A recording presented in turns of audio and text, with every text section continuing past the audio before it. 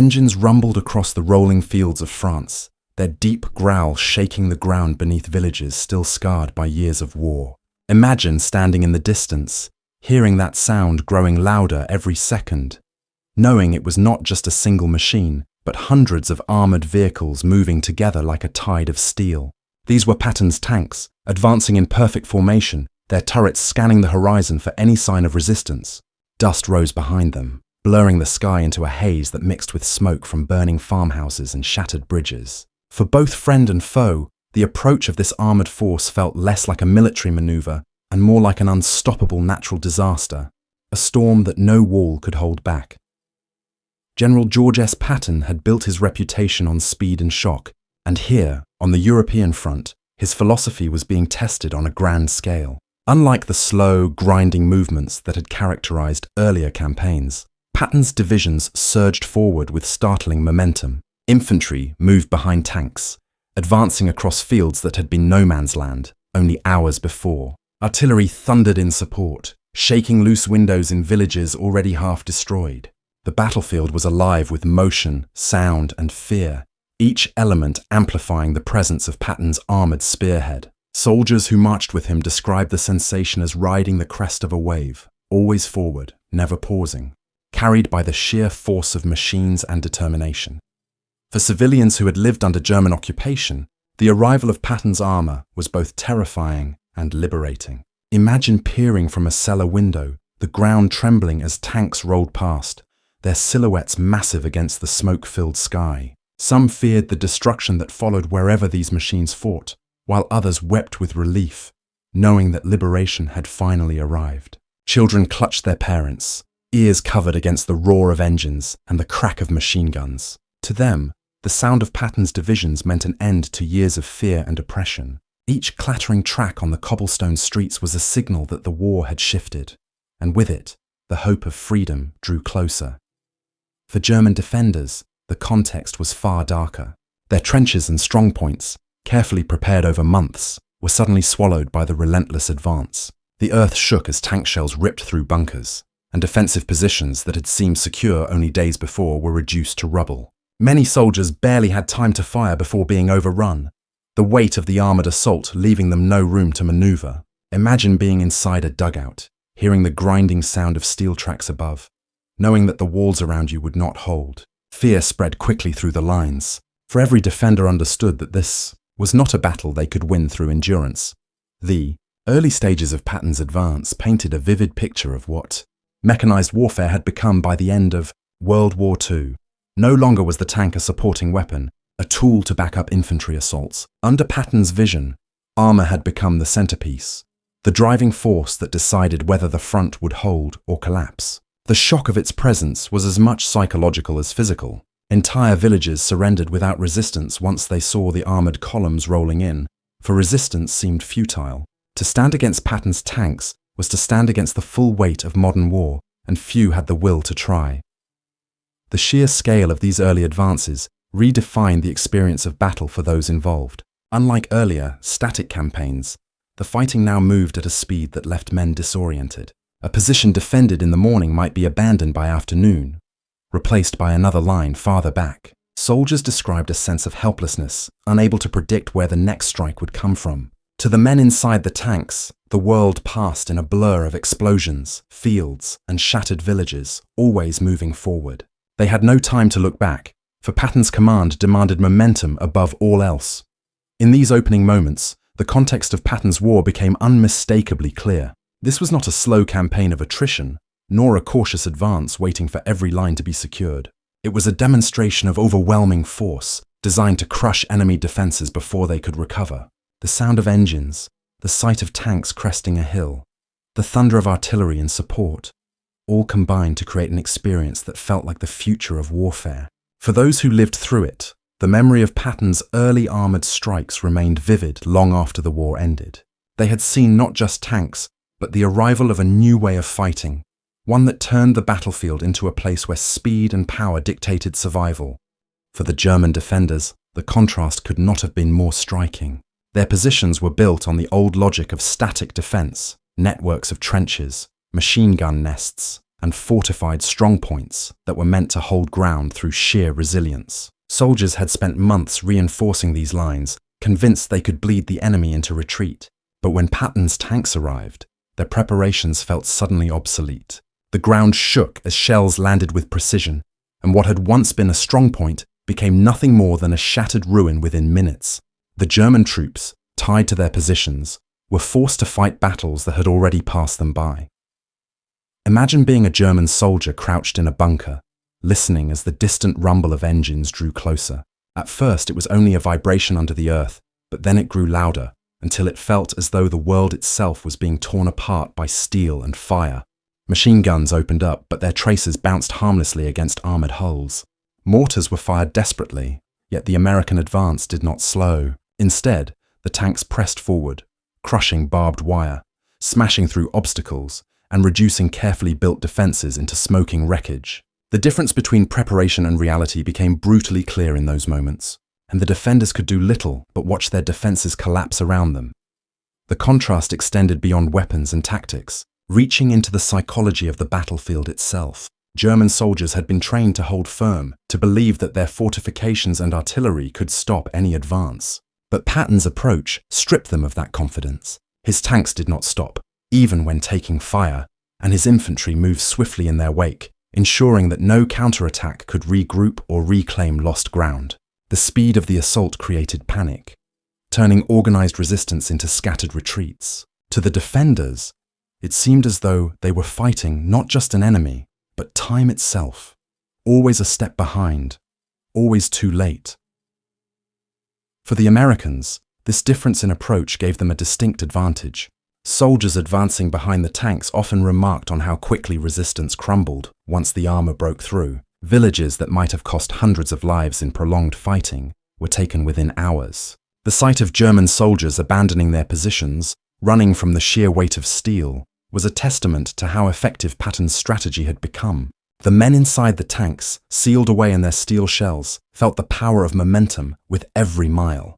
To them, it was not just about surviving the fight. It was about pressing the enemy so hard that surrender seemed like the only option. In these moments, the shocking difference between the two approaches to war revealed itself.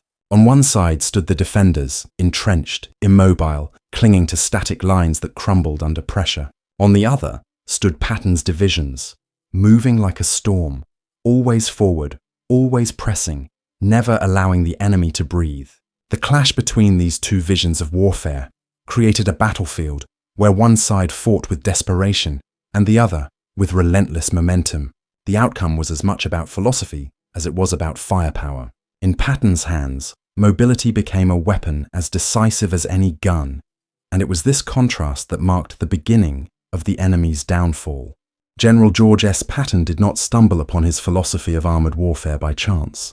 Long before the thunder of his tanks echoed across Europe, he had envisioned the tank as more than just an infantry support tool. In his mind, it was the weapon of decision, the spearhead that could shatter enemy lines and keep moving until resistance collapsed. Years of study, training, and battlefield observation convinced him that the armies of the future would not win by standing still, but by moving faster, striking harder, and leaving the enemy no time to recover.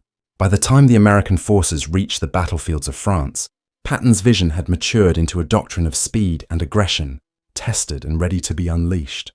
Imagine the training grounds before these campaigns, where Patton drilled his men with relentless precision. Soldiers were pushed to understand not only their machines, but the rhythm of armored warfare.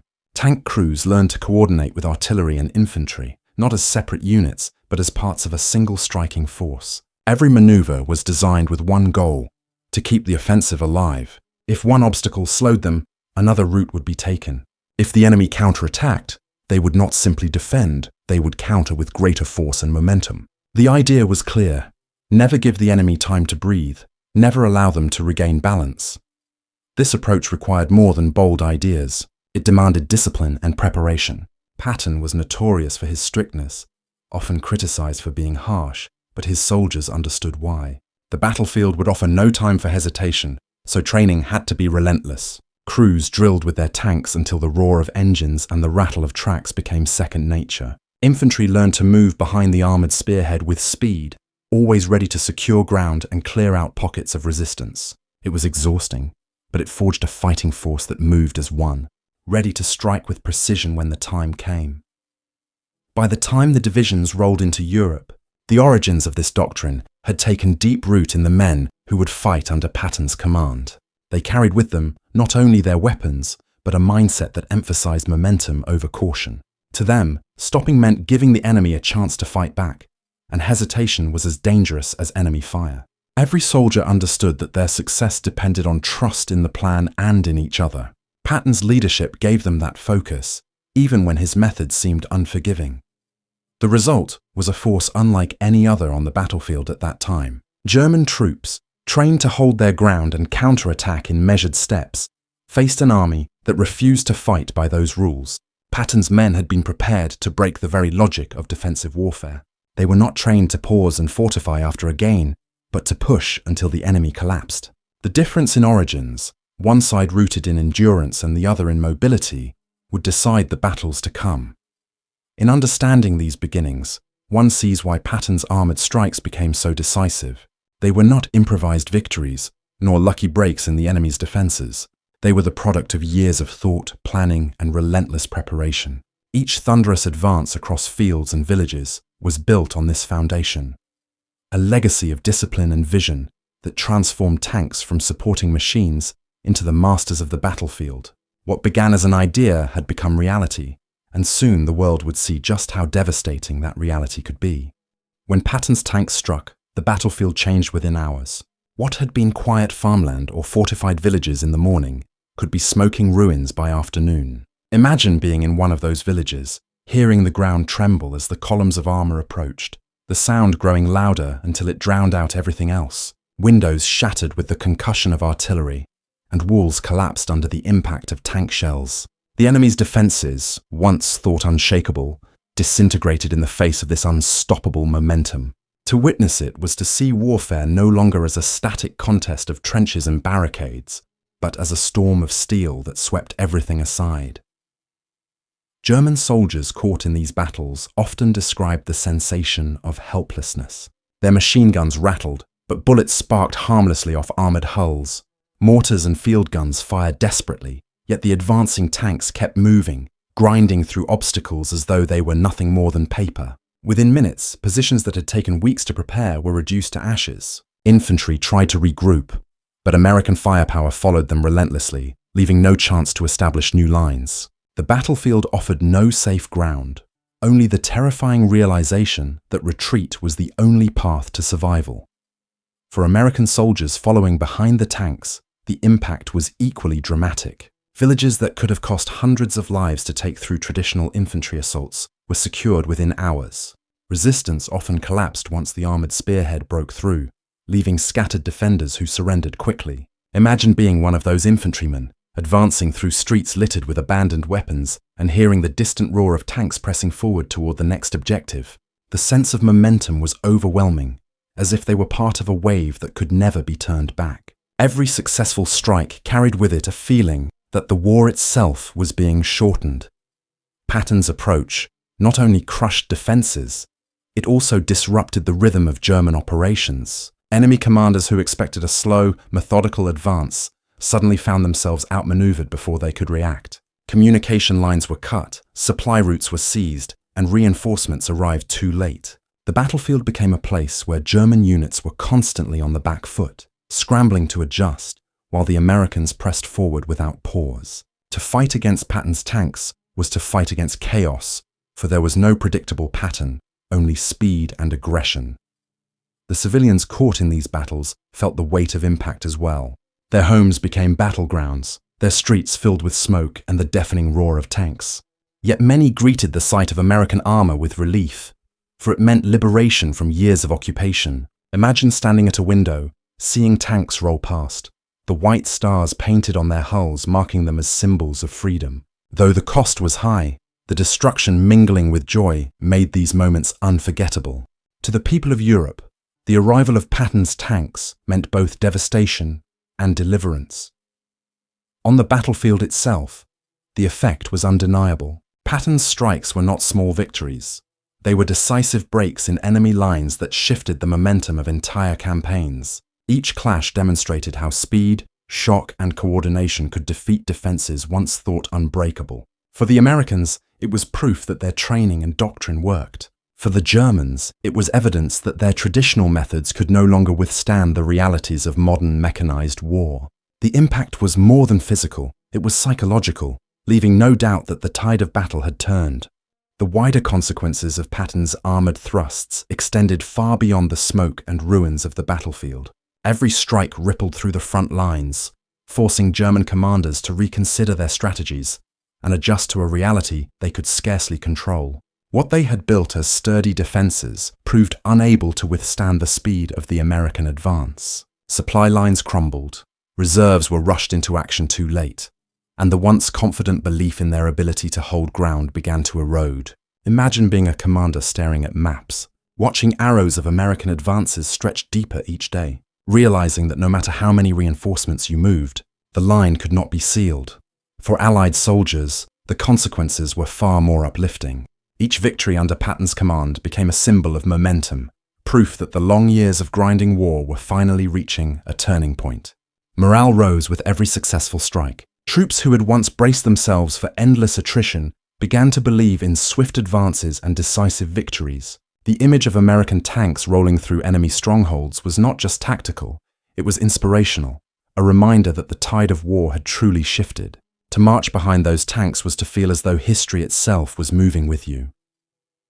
Civilians across Europe also felt the weight of these consequences. Entire towns, once living under the iron grip of occupation, suddenly found themselves liberated within days. The thunder of tanks that first brought fear soon turned into celebrations, as white-starred vehicles became symbols of deliverance. Families emerged from hiding to welcome the soldiers, waving flags or offering food to the men who had broken the enemy's hold.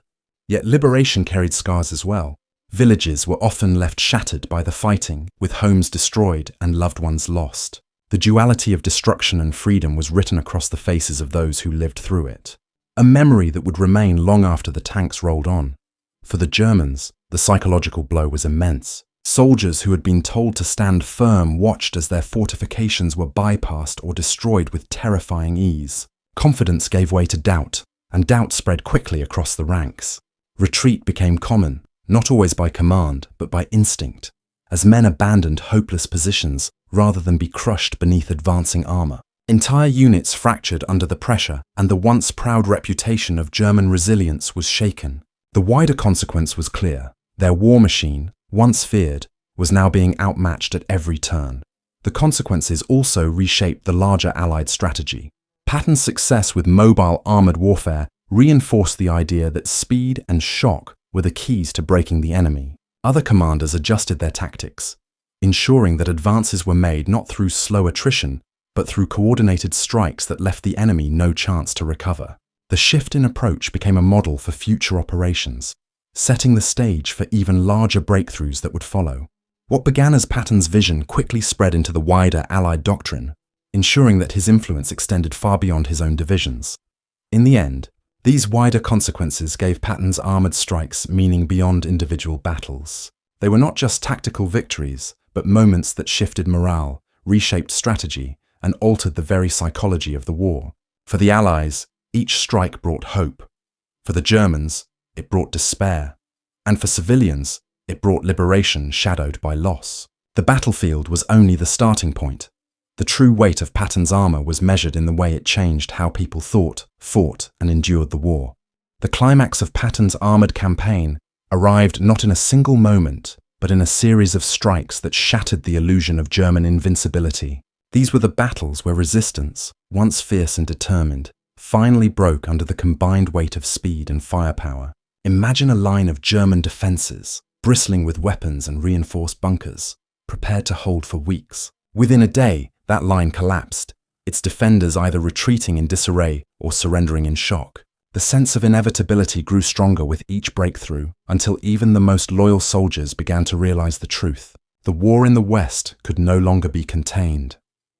For the American tank crews, these climactic battles carried both terror and triumph.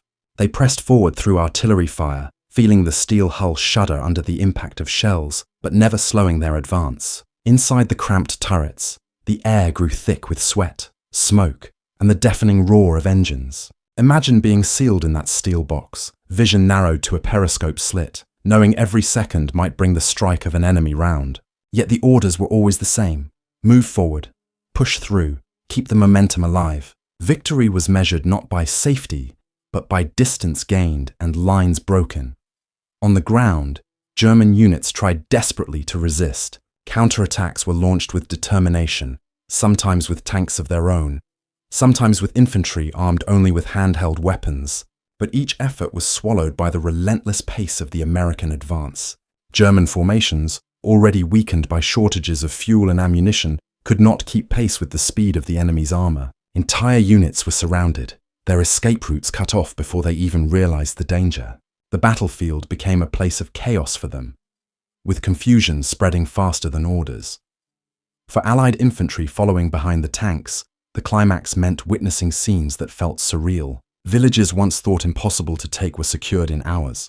Roads that had been filled with retreating enemies now carried columns of prisoners of war. Imagine walking through streets littered with abandoned weapons, the sound of tanks already fading as they pressed onward to the next objective. To these soldiers, it felt as if the war had changed overnight, transformed from a slow and grinding struggle into a rolling wave of victory. Every step forward reinforced the belief that the end of the conflict was drawing near.